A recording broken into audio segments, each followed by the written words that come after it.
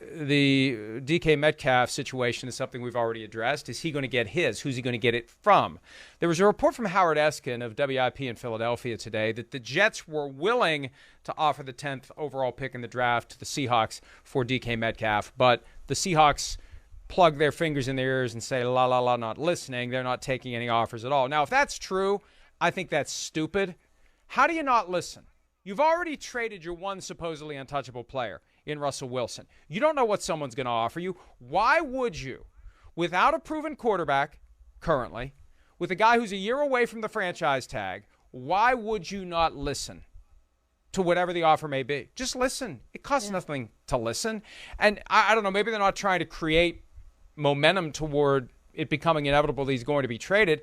But if this report's true, and I don't know that it is, I just thought it was interesting, I think it's stupid by the Seahawks to not at least listen to what anyone would have to offer. I find it hard to believe, Mike, that they don't at least listen to offers because, as you've pointed out on here before, almost every player in the NFL can be had at the right price. There are very few untouchable guys in the NFL.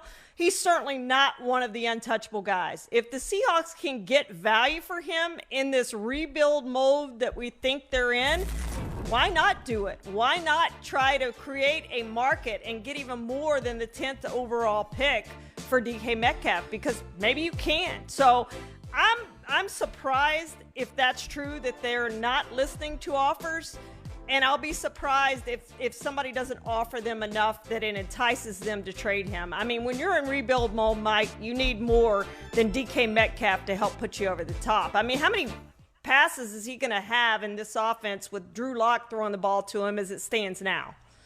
And, you know, another thing Sims and I talk about all the time, they don't design plays for DK Metcalf. They don't use the bubble screens, the jet sweeps. They don't put him in the backfield. You can make him Deebo Samuel. He's Superman. This guy is Superman, and they don't use him. It's just run down the field, get open, and maybe we'll throw the ball to you. Maybe we won't. That's not getting value, just like with Russell Wilson. They never used Russell Wilson like a true franchise quarterback. They kept paying him like one. They never used him like one. So at some point, they trade him to a team that will.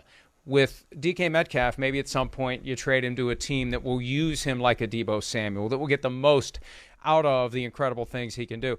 I'm not ready to assume this is going anywhere. And I thought it was funny. Most of the reaction to this Howard Eskin report was people reporting the Jets didn't offer the 10th overall pick.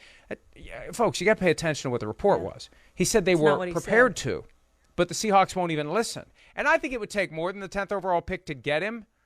But to me, the news was the Seahawks don't care what you're offering. They're just not interested.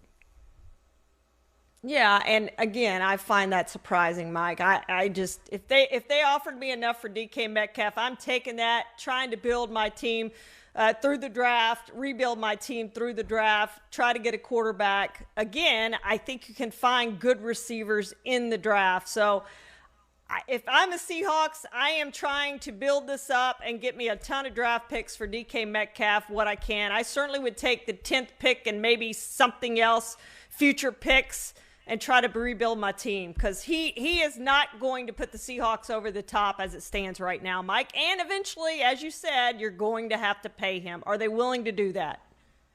Some have been suggesting that the Packers are a team that potentially would trade for DK Metcalf, but if they didn't keep Devontae Adams, and I know, they offered him more money than the Raiders, but you know what? They didn't offer him the money back when they could have gotten him to sign the deal. If you offer him the money back in November, he's going to take the money. You wait until you get him on the cusp of free agency and you apply the franchise tag, and he says, you know what, I'm out of here. That's different altogether. I just don't think it fits with the Packers' style to give up draft capital for a guy that's going to want $27, $28 million per year, maybe more, and you're only going to get value out of him for 1 year. What I've been saying all along is if they're trading for any receiver, it should be Chase Claypool, because he's a year away from even being eligible for a second contract. And I think maybe the Steelers have decided behind the scenes he's a little divish, little-ish.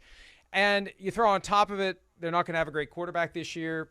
It could get worse before it gets better if Chase Claypool is heading down the path where he's going to become a pain in the butt. I don't know that I buy that narrative, but I keep thinking about the play and the aftermath against the Vikings on that Thursday night, where he celebrated after getting a first down and ended up really minimizing the opportunities of the Steelers to keep that game Hi, I'm Mike Tirico, and thanks for watching.